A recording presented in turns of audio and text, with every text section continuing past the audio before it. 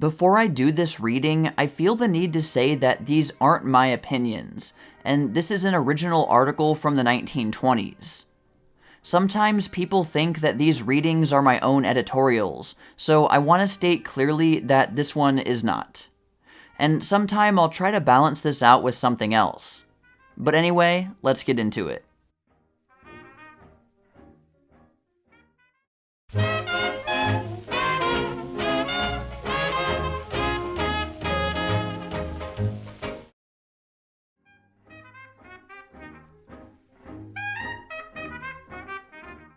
Stupid as a Policeman.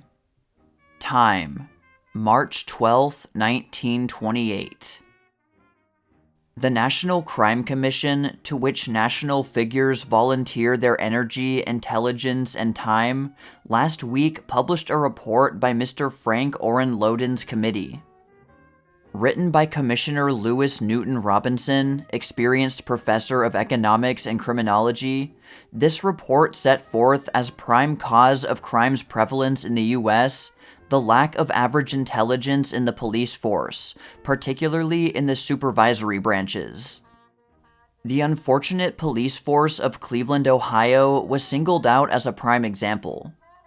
An Army intelligence test given in Cleveland had revealed 3% of the patrolmen possessed Class A mentality, as against 9% of the privates in the U.S. Army. Not a single detective possessed Class A mentality. 4% of the detectives were Class B. 25% of the detectives were Class C. 25% of the detectives were of markedly inferior mentality. 33% of the patrolmen had average intelligence.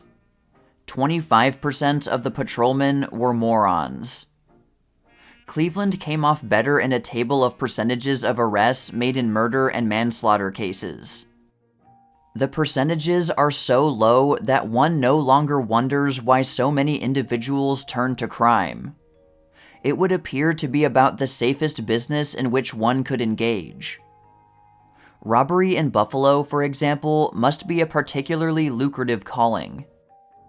As arrests are made in only 3% of the cases, the number who are finally convicted is necessarily so small that the luckless individual who is occasionally caught and convicted must attribute his misfortune to an act of God, as he would in case of disastrous storm, shipwreck, or earthquake.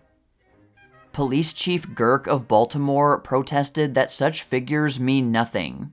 He said, "A couple of weeks ago, we arrested a man who admitted committing 100 burglaries. His pal admitted 50. 2 warrants were issued against each. Therefore, on the record, it would appear that 98 burglaries were unsolved in the case of the first man, and 48 in the case of the second." From police stupidity, the report proceeded to flay lax prosecutors, loose bail systems, unreliable juries. It recommended, as a model for other cities, Detroit's Consolidated Criminal Court.